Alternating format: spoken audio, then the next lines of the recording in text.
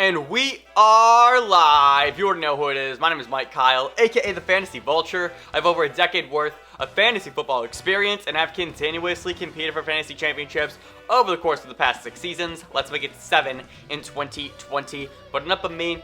I'm here for you. On today's episode of the FB Show, we are going to continue our Week 2 game recaps, breaking down every single Week 2 game, all through the lens of fantasy football. Up next, the Jacksonville Jaguars and the Tennessee Titans. So if you are excited about this game recap, be sure to hit that like button down below, like an open receiver downfield, and also smash that subscribe button like a power running back up the middle so that you never miss a video from me. Last but not least, you can follow me on all social media platforms at FFVulture, Instagram, TikTok, and Twitter. Should probably change that graphic and remove TikTok. RIP, pour one out for TikTok, but the interactions on Twitter have been so much fun. I've loved answering the start-sit questions, the trade offers, and anything fantasy football related over there. If you're new around here, you guys know, if you guys are new around here, you guys don't know how we do highlights, but if you are subscribed, well, you already know. So let's just jump right in. The Jacksonville Jaguars taking on the Tennessee Titans early in the first quarter. First play of the game.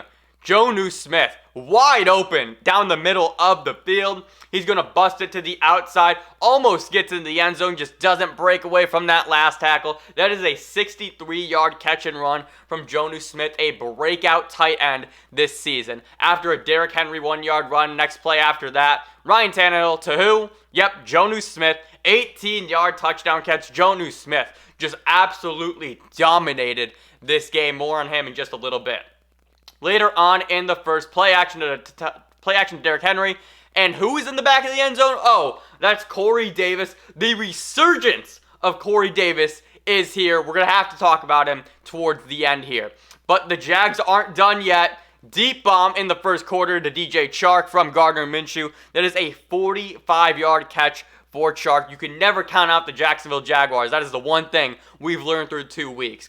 Then later on that same drive, it's Tyler Eifert, formerly of the Cincinnati Bengals, scoring a touchdown for the Jags. That was an absolute laser over the middle of the field from Gardner Minshew. In the second, Jonnu Smith, again, 3rd and goal with 2 minutes left in the first half. Ryan Tannehill is absolutely dealing. That is Smith's second touchdown of the day. But we aren't done yet. James Robinson, how do you do? The rookie gets into the end zone, his first career NFL touchdown. It's an 18-yard run right up the middle. Guys, James Robinson is here. He is the guy. We'll talk about him in just a little bit. Then, third quarter, Tannehill gets lit up, throws it up, and it somehow finds Adam Humphries in the back of the end zone for an 18-yard touchdown. The Titans are pouring it on. They are up 30-17. But the Jags aren't done yet. Here comes the comeback. Minshew, play action, scrambles outside the pocket and finds Keelan Cole in the back of the end zone to kick off the fourth quarter. The Jags, here they come. Later on in the fourth, Chris Thompson gets in on the actions, and all of a sudden, it's now 30-30. We got a tied game here in Tennessee. What happens now? Can the Jags pull off their second straight upset to move to 2-0? Well, we're about to find out, but Minshew Mania is here, but for the second straight week. Steven Gostkowski wins the game for the Tennessee Titans, and the Titans move on to 2-0. They defeat the Jaguars 33-30, but yo, the Jacksonville Jaguars are here. And I want to say this right now. I'm going to jump over to full screen real quick. I want to send a sincere thank you to Jacksonville Jaguars fans real quick. The support that has come across all of my Jaguars videos so far is truly unbelievable. So, and it's very, very ironic because I used to be a Jaguars fan until I quit them because I couldn't take the incompetence anymore. So it's very beautiful, I guess, to have the Jacksonville videos do so well. But back to the box score real quick. Gardner Minshew, I've talked about him all offseason long, how he would be a great fantasy quarterback. And guys, he's an even better real-life quarterback. 30 of 45 attempts, 339 yards, 3 touchdowns, and 2 interceptions. Minshew Mania is here to stay. He finished the day with 22 fantasy points. Just an absolute electric performance. He's a guy that you can literally start week in and week out at this point.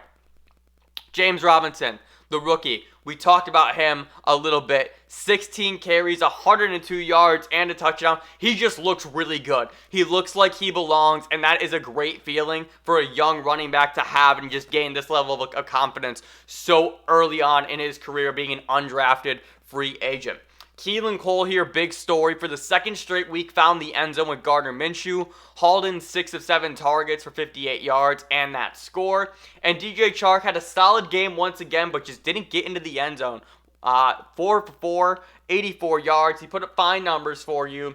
He ended up with 10.4 fantasy points and half point. So that's fine. Nothing world burning, but if you started him at your flex, you're probably happy with that. And moving over to the Titans real quick. Ryan Tannehill, just have yourself a day. Ryan Tannehill, 18 of 24 attempts, 239 yards, and 4 touchdowns. Not 1, not 2, not 3, but 4. Tannehill, start him every week. You literally have to. I talked about it in my preview video for this game, how much I love the Tannehill and Henry stack, and this is why.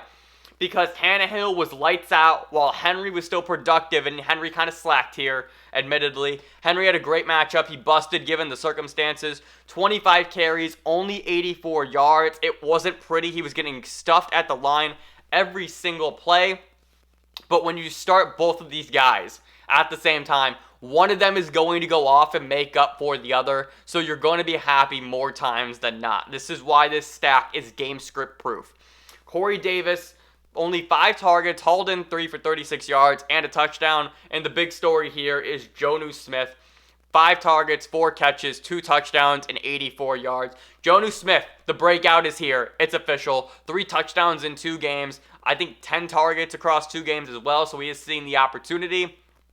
And I only expect him to just get more and more comfortable in this offense and that chemistry with Tannehill to blossom. Again, A.J. Brown did not play due to a knee injury, so that is a big reason for Smith's production. But even still, we saw last week versus Denver with Brown on the field, Smith was still able to find the end zone and have a productive fantasy today. As far as the Jacksonville Jaguars running backs go, again, this is James Robinson's team. This is his backfield. Of the team's 34 rushing attempts, he has 32 of them. He is a workhorse running back, and that makes me so fucking excited because I love my workhorse running backs. There is nothing I hate more than running backs by committee. Just give me one guy who I know I can start every single game, week in, week out. Doesn't matter. I know he's going to get the ball 16, 18, 20 times, and I'm going to be happy with that volume. So, let's talk about this game a little bit. This was a game where there were no injuries. Luckily, thank God, right? We've seen a lot of those recently, especially in week 2. It was really, really tough to watch. So going through this game, a few things that really stand out here. One, again, just Gardner Minshew, right? I'm taking my victory lap for the second straight fucking week. I am so fucking right about Gardner Minshew. I've been right about him all offseason long. That because of the way that the Jags are going to play from behind, he's going to have to air it out and be productive in that way. But we also saw him in week 1 just light the Colts on fire from the jump, right? Guys, Gardner Minshew, legitimately is good. He is legitimately a good NFL quarterback. The Jags are not tanking this season, right? The way that this coaching staff has talked about this season, the way that the players have talked about it, they have guys who are bought into trying to do the impossible and win this year. And I love that for this team because this team is structured with guys who have been doubted, guys who are trying to prove themselves in this league, whether it was Gardner Minshew, whether it was Keelan Cole. Laviska Shenault was a second-round draft pick, and he had a lot of first-round buzz. Chris Conley, a guy who's flown under the radar during the course of his NFL career. James Robinson being an undrafted rookie. Chris Thompson never being able to really get his time to shine. This team just has a lot of pieces of prove-it guys, and I love that this is the mentality that they're taking this season.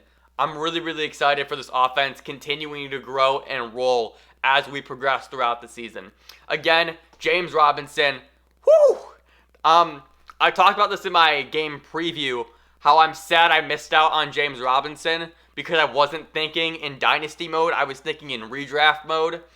specifically, and I felt like my running back core was already stabled, but again, just because I was in redraft mode and not dynasty mode, I missed out on him. And I'm trying to find every single avenue to acquire James Robinson now at this point.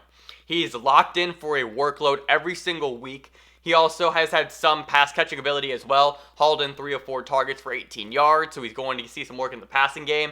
And Chris Thompson, honestly, is a non-factor. Outside of that touchdown, Chris Thompson did nothing for you this week. And again, you guys just saw the stat where Robinson has had 98% of the team's rushing attempts so far throughout the season. I love his outlook moving forward the rest of the year. He's pretty much going to be a locked-in RB2 for you week in and week out. In terms of wide receivers, it's please. Keelan Cole is now entering deep sleeper mode. Not even deep sleeper mode, but if you aren't paying attention to the Jaguars, you aren't paying attention to Keelan Cole, and that's why we do this. So I can get you guys all the information you need. This is the guy who is being targeted in both games so far. A clear rapport is developing with Gardner Minshew. And yes, that does kind of hurt DJ Chark, but it increases the floor for Minshew because he's being comfortable, because he has more comfort throwing to different weapons that he has around this offense. Chark, again, limited targets, but does great work with those targets. So, what can you do? Of course, we want to see the targets increase. We want to see Chark establish himself as the number 1 option on this team. But if you can get 84 yards on 4 catches, right, that is doing something right. Last week, he had 3 catches and he was able to get into the end zone and also had 30 yards there. So, both weeks back-to-back has finished with double-digit fantasy points in half-point formats, and he's been fine. That's the thing, you aren't starting DJ Chark as your number 2 option. You're likely starting him as that flex, and for a flex play, it's pretty good. That is a fine floor for a flex play. Laviska Shenault, again, proved himself to be pretty valuable. Not a great game from him by any means, but you can see the development and how they're trying to use him and his utilization in this offense. He had 5 carries for 37 yards, also hauled in 3 catches for 35 yards. So they're just using him in a variety of different ways, and that is going to increase his viability for fantasy absolutely. Eifert had 6 targets, just something to keep note on. I'm not excited or I'm not running out to grab Tyler Eifert.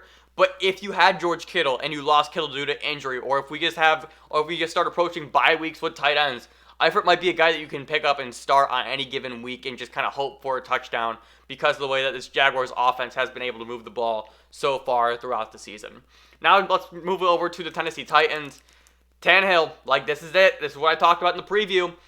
Between Tannehill and Henry, if you have this stack, it's absolutely lethal.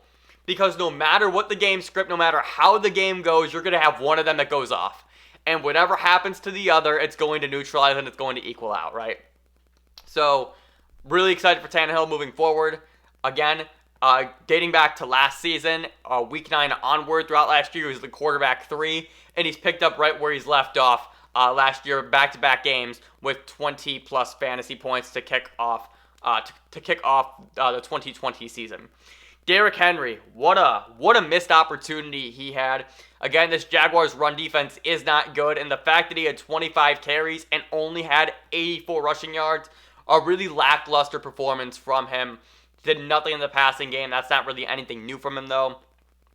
As somebody who needed a big game from Derrick Henry because I was facing a juggernaut of a team, I didn't get it. I am a bit disappointed because he did have a great opportunity in front of him and just didn't capitalize. As far as the wide receivers here, Tannehill's going to spread it out, right? So between Chris Humphries, Corey Davis, and A.J. Brown, they're all going to see work, including Jonnu Smith as well. I'm not going to run out to grab Adam Humphries. I am going to keep a watchful eye on Corey Davis, especially with the way that injuries have taken place across the NFL so far. Between Michael Thomas, between Cortland Sutton, Jamison Crowder, just to name a few come to mind as far as receivers that got injured. Sterling Shepard, another one. If you're looking for a wide receiver to add, Corey Davis is my number 1 option probably for the week. The breakout is here. The Devontae Parker 2.0 season is here with Corey Davis, and you just have to roll with what's being given, right? Yes, we've been burned by Corey Davis year over year, but right now he's rolling. They declined his 5th-year option. He's playing for a contract. He's playing for a new team next year, most likely. And we'll see what happens throughout the rest of the season. But we know that guys always perform well when it is a contract year, and he is certainly in one right now. Again, A.J. Brown missed this game due to a knee injury, just something to keep a watchful eye on. And then Jonnu Smith. The breakouts here. We talked about it all offseason long. My favorite late-round tight end targets were Jonnu Smith and Hayden Hurst. Guess what? They're both breaking out this season. And it feels so good to be right. If you guys remember, in my Dynasty rookie draft, we were also able to pick up anybody who was on the waiver wire with the draft pick. And I traded my 4th-round pick next year to move up into the... Wait, what did I do? I traded my 4th-round pick next year in order to get a draft pick this year and take Jonnu Smith during the draft. To me, it felt like a no-brainer. And now I have Jonnu Smith and Mark Andrews on my Dynasty team, and I am set for a while at the tight end position. I'm really excited about this outlook moving forward. And just Jonnu Smith is going to continue to establish himself as probably the number 2 passing option behind A.J. Brown in this offense. So I'm pumped to see what Smith does for the rest of the season. So thank you so much for watching this game recap. If you enjoyed, be sure to leave a like and subscribe down below. We're trying to do this for every single Week 2 game. You can also follow me on all social media platforms at FFVulture. Again, the interactions have been super fun over there. Thank you so much for watching. And remember, people come and go, but fantasy championships are forever. I will see you in the next video.